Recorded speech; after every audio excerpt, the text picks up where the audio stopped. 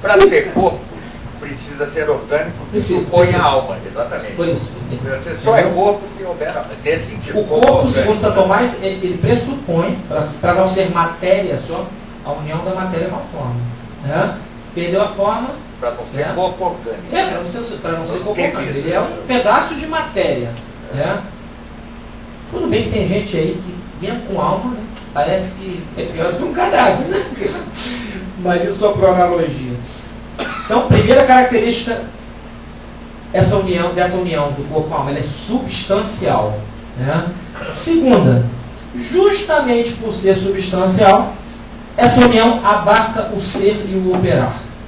Abre aspas. A alma está unida ao corpo para a sua perfeição substancial. Isso é Santo Tomás dizendo. Isto é, para a completude da espécie humana.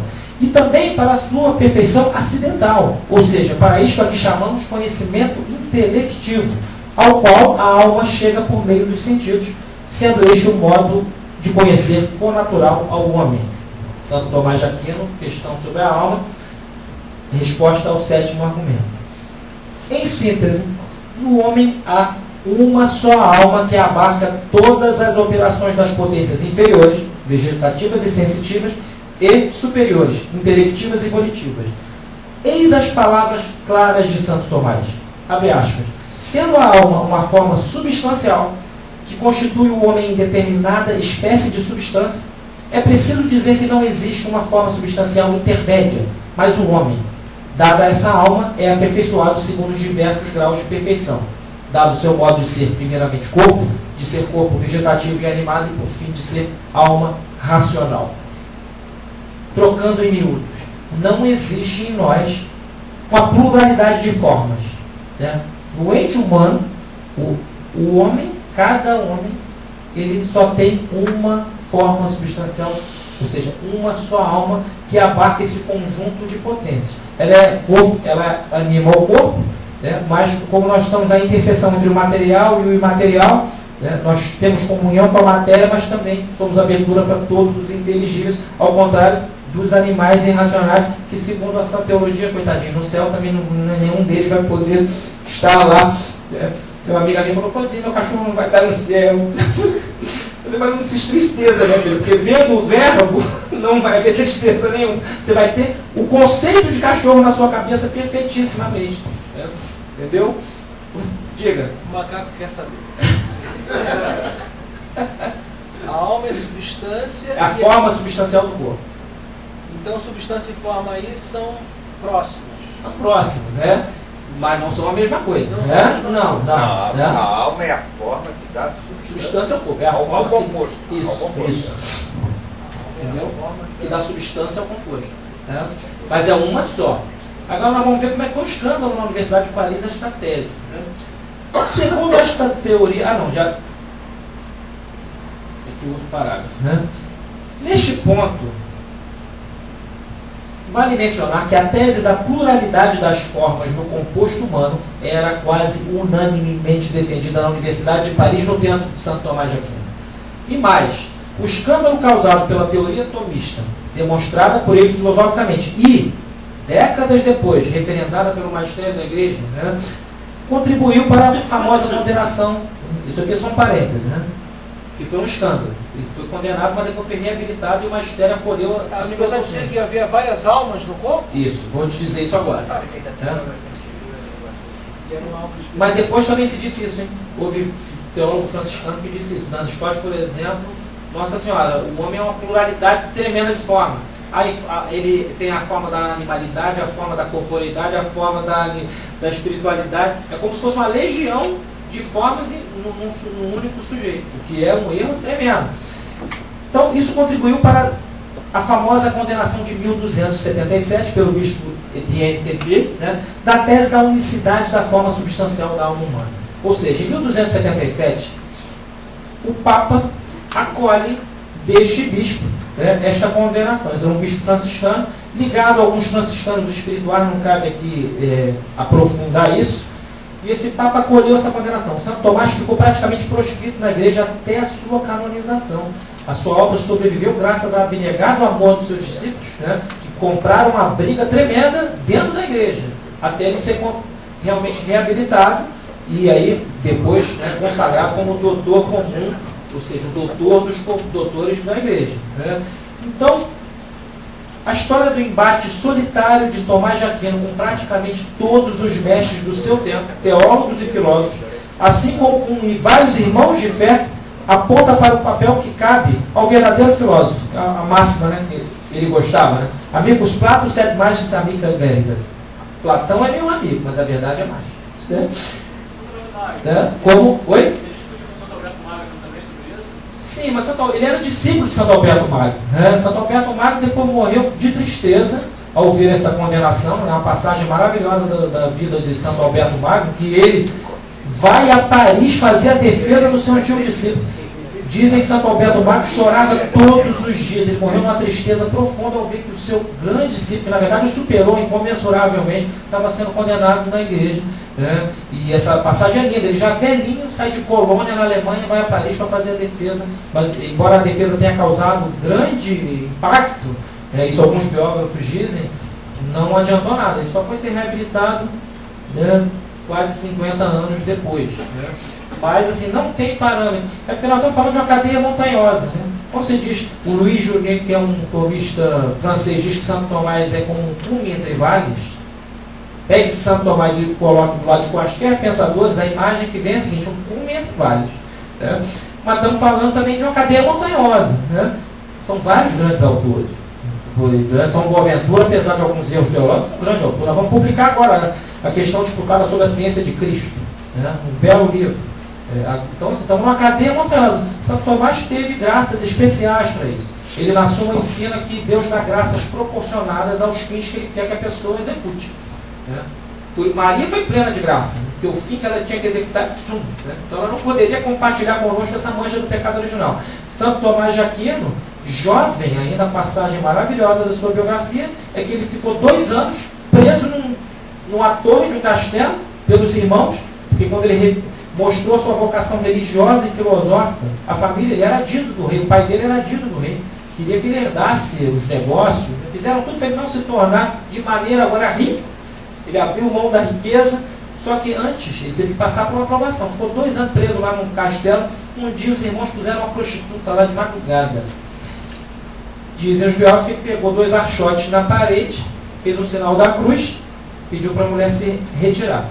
Anos depois, confessando-se com o Frei Reginaldo de Piperno, ele fez uma declaração extraordinária. Ele disse, olha, depois deste dia, ainda jovem, nunca mais em toda a minha vida eu tive um movimento desordenado sequer do apetite compulsivo.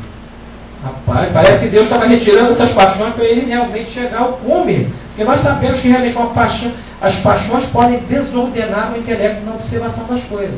Né? Então, quando estamos falando de Santo Tomás aqui, a gente não pode esquecer primeiro que ele é teólogo, é católico, é doutor da igreja. Isso tudo está implicado no fato de ser esse gigante extraordinário. Mas assim, ao conhecer a sua biografia, a gente sempre acaba...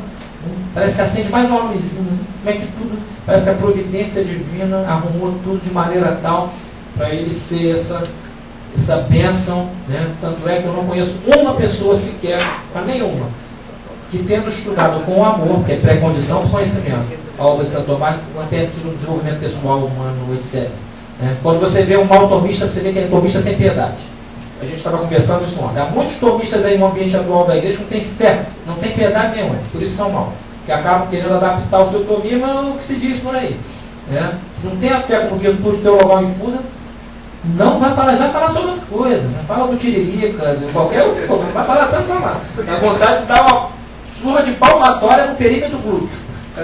Mas, continuando. Levar os seus princípios até o fim. Esse é o papel do filósofo. Ainda que arcando com o ônus do opróbrio, do desprezo e da condenação.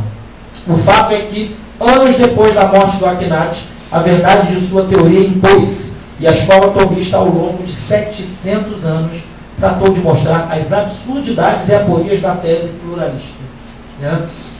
Realmente, o papel dos principais tomistas, como Cardeal Caetano, João de Santo Tomás, já na terceira escolástica e outros, foi demonstrar o absurdo filosófico da tese pluralista. E demonstraram. Hoje, assim, quando eu vejo também algum tomista menosprezando esses autores por um ou outro errinho que cometeram, é jogar fora, assim, não só um tesouro filosófico, como sendo a história dos homens que realmente fizeram o tomismo sobreviver. Foi na pena deles que o tomismo historicamente sobreviveu. Quarto tópico, estamos indo para o fim. As faculdades da alma. Primazia ontológica da inteligência e da vontade. Em meio à vastíssima gama de operações realizadas pela alma humana, Santo Tomás enfatiza a excelência de suas duas faculdades principais, a inteligência e a vontade. A vontade, movimento intelectivo e apetitivo intelectivo tendencial ao bem, que é uma apetência intelectual, né? Em várias passagens de sua imensa obra, Santo Tomás frisa que a vontade é o apetite intelectivo do bem. Em primeiro lugar, ela apetece o bem em sentido geral, universal, bonum in comune. Assim, toda vez que o homem quer algo, o quer na forma intelectiva de um bem. Por exemplo, o estuprador, embora cometa um ato moralmente condenável, deseja no instante em que o pratica um bem, um gozo psicofísico que em si não pode ser dito mal. Santo Tomás jamais diria que o prazer decorrente do ato conjugal é mal. Deus não teria feito. O pecado está na desordem, na falta da reta razão e no descumprimento da lei divina, né? Um ladrão, por sua vez, deseja algo que também não pode ser dito mal em si, os bens de ordem material. Para vocês terem uma ideia de que os bens de ordem material não podem ser ditos maus em si, o Papa que canonizou Santo Tomás de Aquino foi João 22, mandou tirar da bula de São Francisco de Assis a tese da absoluta pobreza, né? Os apóstolos não eram absolutamente pobres, eles tinham uma bolsa comum, tinham um barco, né? Pedro tinha 2 espadas. Então, assim, esse espiritualismo foi condenado, exacerbado, né? Nós somos corpo que caminha juntamente com a alma, que o anima e que pode chegar a Deus. Graças a Deus, somos capazes dele, né, doutor? Então, um ladrão, por sua vez, deseja algo que também não pode ser dito mal, os bens de ordem material. E assim também o suicida que comete esse ato terrível desejando um bem psicológico, por fim a seus tormentos, sejam quais forem. O que se está querendo dizer é o seguinte: no ato de querer, o que move a vontade é a forma intelectiva de um bem. Nós estamos condenados a querer o bem no ato de querer. Não tem como, não tem saída. Não tem como fazer uma demonstração, e a gente teria um curso inteirinho sobre isso. Tem como provar que realmente a vontade, ao querer, qualquer coisa que seja, mesmo de forma desordenada, o que a move é a forma intelectiva de um bem. A imoralidade intrínseca de todas essas ações humanas aí acima, né, está no fato de que nelas o querer está desordenado, não delibera no ato a respeito da hierarquia dos bens ontológicos que integram a realidade, nem acerca da forma como devem ser adquiridos pelo homem. Seja como for, o bem é o que a vontade busca, ao querer. E mesmo quando age mal, ela é movida sub ratione bone, sob a razão de bem. Eis, em síntese, a teoria tomista em linhas gerais. Impõe-se agora uma distinção. Afirmou-se que a vontade quer, como necessidade, o bem em sentido geral. Mas e com relação aos bens particulares? Ela os quererá com igual necessidade? A resposta de Santo Tomás é enfática. Não. Na concepção do Aquinate, os bens particulares, bona particulária, não podem determinar a vontade necessariamente. E essa radical indeterminação manifesta a indiferença objetiva da vontade, ao passo que o ato de escolha em si manifesta uma indiferença subjetiva. Ou seja, ao escolher algo, eu pretendo, né, outras coisas que se apresentam à minha vontade. A minha vontade só é livre no exercício de bens relativos e contingentes. Ou seja, eles não implicam uma adesão necessária da vontade a eles. Eu posso querer suco de laranja e não de maracujá. Agora, se Deus aparece aqui na minha frente, eu não tenho como não querê-lo, porque a vontade, sendo o apetite intelectivo do bem, sendo Deus o bem, mas ele abarca, ele é como um imã transcendente que leva ela a ele. Por isso que no céu os bem-aventurados não tem como pecar. Né? Aqui o que eu digo aqui. Né? Aqui reside propriamente a liberdade humana. Somos livres para querer ou não querer estes ou aqueles bens. Somente um bem absoluto e infinito poderia repousar absolutamente a vontade humana, e este é Deus. Por isso, na visão beatífica da essência divina, é impossível para o homem querer algo que não seja Deus mesmo. Ou seja, é impossível para ele escolher o mal, desviar-se do fim. pois sua inteligência e sua vontade estão deificadas pela apreensão formal, consequente volição perfeita do fim útil e inesgotável que é Deus. Nesse estado de contemplação da essência do próprio ser, a potência volitiva humana locupleta-se, chega ao ápice, alcança a felicidade na posse efetiva do bem. Das Scott, né, que hoje em dia é beato, né, conjunto de heresias que esse frade franciscano tem na sua obra, né, é impressionante. Uma delas é dizer que a alma de Cristo é pecável. A alma dos bem-aventurados no céu é pecado. Né? Que a Eucaristia não é transubstanciação. Mas assim, ele, se tivesse esse arcabouço metafísico, que é a metafísica do ser de Santo Tomás, ele jamais poderia dizer isso, porque isso é corolário necessário de todas as premissas. Se a vontade é o apetite intelectivo do bem, e no ato de escolha ela deseja o bem, ao deparar-se com um bem superabundante do ponto de vista ontológico, ela não pode não querê-lo. Diga, Santo Tomás. Eu saiba, eu sou criado dentro da ordem. Dentro da ordem, né? Mas mesmo dentro da ordem. Assim, É verdade, é verdade. Eu sei disso. Dom Tomás está me lembrando que Dom Scott só é considerado beato intramuros franciscanos. Né? Mas. Não, é oficial, mas para a ordem. Oficial para a ordem. Né? Mas como hoje em dia a ordem também se dá no meio da desordem, então é meio que vale tudo. Mas no meu time tricolor ele não joga esse tal das Scott. Sai daqui, se eu sou o técnico, vai embora. Demitido por justa causa, deixar de ser burro. Né? Então, a liberdade de eleição, conhecida por nós como livre-arbítrio, é a faculdade, olha que premissa de Santo Tomás, a liberdade de eleição é a faculdade conjunta da inteligência e da vontade, conforme diz o Aquinas numa famosa passagem, libero arbitrium dicitur est facultas voluntas et rationis. Tomás de Aquino, Suma Teológica, questão, livro 1, questão 83, artigos 3 e 4. Essa simples frase, além de mostrar o quão equidistante está Santo Tomás, tanto do intelectualismo como do voluntarismo, revela uma verdade fundamental da antropologia tomista, a saber, não há nenhum ato propriamente humano que não proceda da inteligência e da vontade, do entendimento e da volição. Os atos não voluntários não são propriedade do homem, pois outros animais também os realizam. Somos, portanto, livres no ato de escolha, electione, que radica na vontade, sendo esta o apetite intelectivo do bem. Então, onde a vontade não impera o ato, né, informada pela inteligência, aquele ato não é propriamente humano. É um ato de homem, mas não um ato propriamente humano. Há uma distinção. O macaco se coça, eu me coço. Coçar-se não é uma propriedade da natureza humana. O próprio aqui é um dos 5 predicáveis aristotélicos. Ou seja, o próprio é aquilo, na definição de Aristóteles, no livro dos Tópicos, é aquilo que, sem ser a essência, refere-se a ela de maneira absoluta. Ele não é a essência, porque a essência da alma não são as suas propriedades. Ela transcende as propriedades. Mas o próprio emana da essência necessariamente. Então, é propriamente humano entender e querer.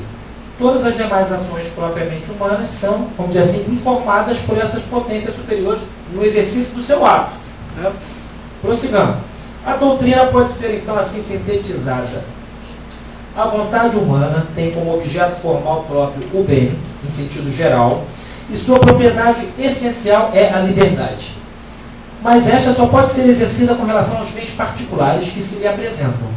Com relação ao bem supremo e infinito que é Deus, a vontade não é livre, no sentido de que, diante dele, possuindo-o em ato, ela não está em potência para não querê-lo.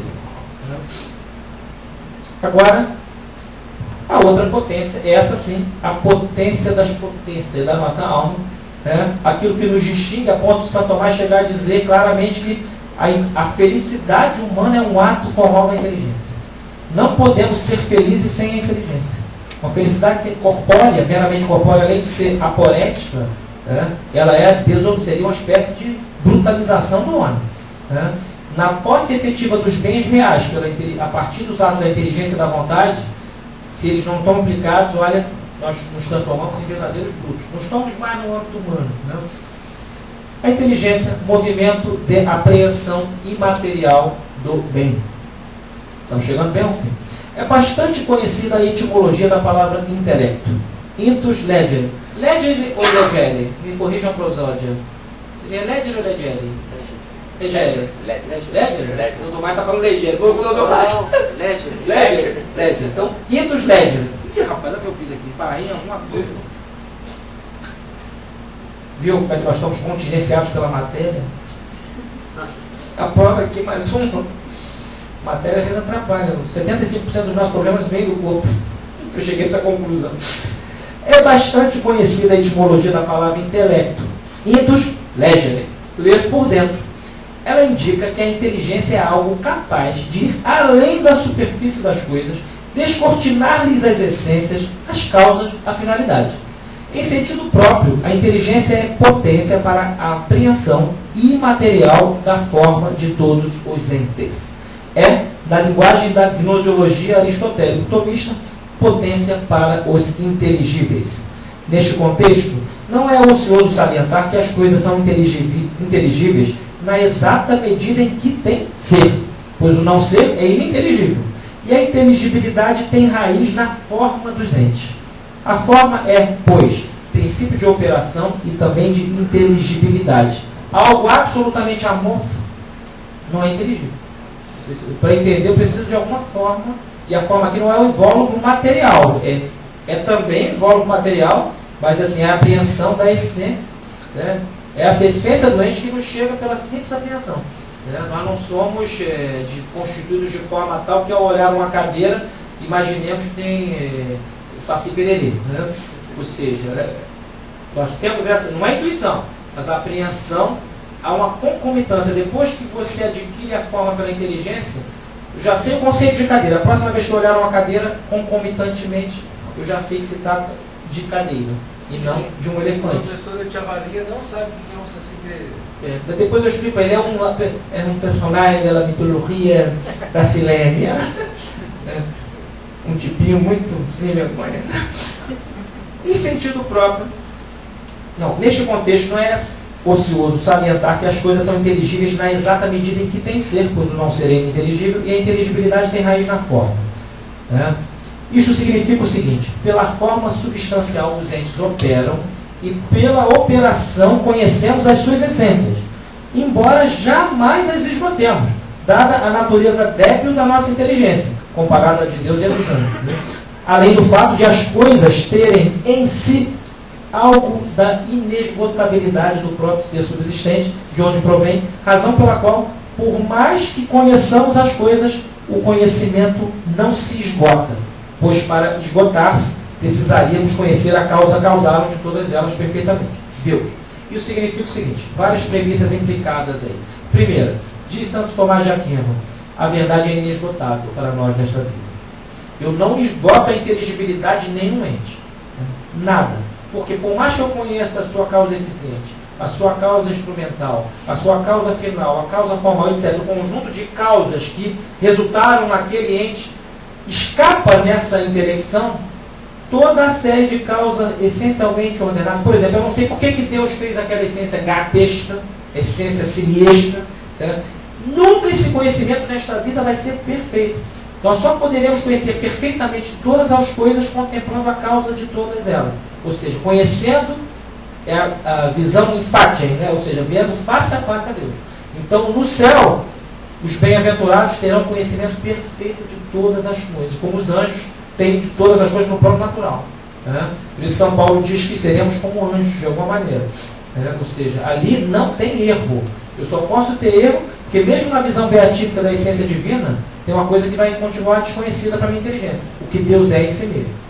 Eu vou olhá-lo, mas não vou compreendê-lo em si mesmo, porque aquilo que é de per si infinito só pode ser conhecido por intelecto com potências absolutamente infinitas, né? E a inteligibilidade de Deus é inesgotável, porque é tão inesgotável quanto o seu ser. Ou seja, por mais que conheçamos de Deus, haverá um infinito por conhecer. Olha que maravilha. O céu, provavelmente no céu, a única ciência que vigorará será a teologia. Mais aspectos da essência divina, porque as coisas naturais nós saberemos perfeitamente. Né? Ou seja, vai ser um estudo sobre o sobrenatural. Né? Cada vez mais. E maravilhamento constante.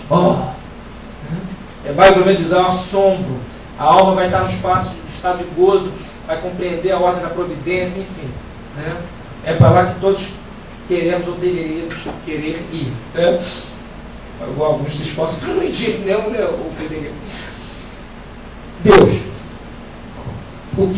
A este respeito é especiosa a frase de Santo Tomás de Aquino. Olha essa frase, minha gente, em seu comentário ao credo.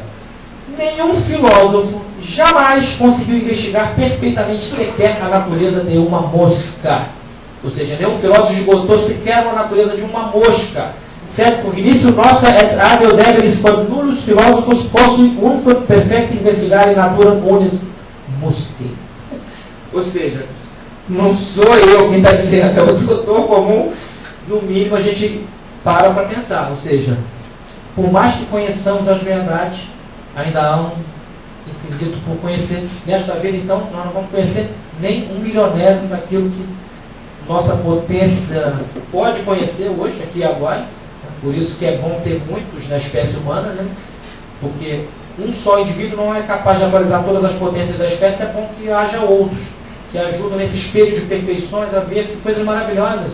É bom ter havido Bach, é bom ter havido Santo Tomás de Aquino, é bom ter havido outras pessoas que atualizaram potências ou levaram as últimas consequências de outras coisas que eu não realizei.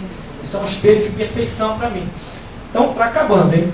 No contexto do presente tema, interessa-nos apenas destacar duas características próprias do intelecto humano, que receberam a seguinte terminologia do Akinati, herdada da teoria do conhecimento de Aristóteles: intelecto possível e intelecto agente, ao qual fiz referência já. Tomás de Aquino, que coisa que eu fiz aqui, em diferentes passagens de sua obra, começa abordando primeiramente o intelecto divino, antes de referir-se ao humano, sendo a nota distintiva da inteligência divina ser ato puro, sem mescla de nenhuma potência passiva.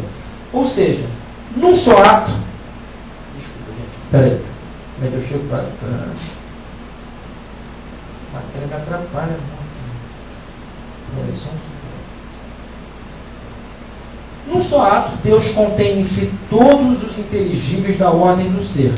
Conhecendo-se perfeitamente, Ele conhece o que é, o que foi, o que era, o que será e também o que seria. Né? São os futuros contingentes.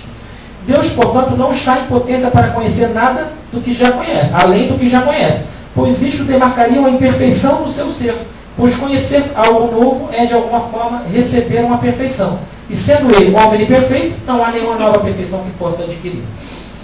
Deus conhece perfeitamente as coisas antes mesmo de elas serem. Conhece as suas essências, os seus fins, as suas substâncias e respectivos acidentes. Conhece a matéria de que são feitas, a forma que as especifica, o seu modo de operar, como e quando operam, quais os desvios necessários a que estão sujeitas numa ordem de causalidade acidental, per accident, aonde vão chegar numa ordem de causalidade necessária, per se, etc. Há várias outras características da inteligência divina, mas estas bastam para o tema em foco. E como também não é o caso de abordar aqui as características do intelecto dos anjos, segundo o doutor comum, passemos ao humano. Pois muito bem, a inteligência humana está inicialmente em potência para entender tudo. Em termos simples, logo que o corpo humano é animado, ou seja, recebe a sua forma substancial, que é a alma, a inteligência é tábula rasa, vazia, ainda não preenchida por nenhum conteúdo inteligível. Começamos a vida, por assim dizer, com a inteligência zerada. Ora, como é fato insofismável que transitamos da potência ao ato conhecendo o que antes não conhecíamos, isto indica também haver nessa forma imaterial um poder ativo. Assim, a potência para os inteligíveis chamará Santo Tomás de intelecto possível e ao ato de apossar-se imaterialmente deles, intelecto agente. Isso aqui é uma terminologia dada, obviamente, da teoria do conhecimento de Aristóteles. Né? Não trataremos nesta comunicação do modo da apreensão imaterial dos entes pela inteligência humana, mas registrem-se apenas algumas de suas características. A primeira, ela é por abstração. Isto quer dizer que chegamos ao conhecimento da essência dos entes, abstraindo-lhes as quididades materiais. Diz o Akinati: a essência das coisas materiais, abstraída de suas notas individuantes, quintas rei materiais abstratas a notas individuantibus, é o objeto próprio do conhecimento humano. Em suma, conhecemos o universal por meio do particular. o necessário por meio do contingente ou acidental, o imaterial por meio do material, o inteligível por meio do sensível. E aqui chegamos à segunda característica do humano modo de conhecer. Ele é por raciocínio. Assim, alcançamos a verdade, que é uma certa adequação entre a inteligência e as coisas, não num flash intuitivo, mas aos poucos, raciocinando, elaborando premissas e delas extraindo corolários necessários. Por isso, com muita dificuldade, a inteligência humana vai assimilando os conceitos das coisas, descobrindo-lhes as essências, ou, como se disse acima, a sua forma inteligível. A história do tomismo legou-nos uma imensa bibliografia a respeito da teoria do conhecimento de Santo Tomás de Aquino, apontando inúmeras características do modo de chegar à verdade, assim como o que seriam as instâncias especulativa e prática do intelecto humano. Não é possível fazer referência a todos esses aspectos aqui, mas o que foi dito basta para concluir ao modo de síntese. O intelecto é a faculdade precípua da alma humana, intrinsecamente espiritual, uma forma imaterial finita, aberta ao infinito. Finita em ato, porque composta de essência e ser, sendo a essência o limite do seu ato de ser, e infinita em potência, porque é capaz de assimilar todos os inteligíveis na ordem do ser. Só um parênteses aqui, antes de passar para a cereja do bolo, que é porque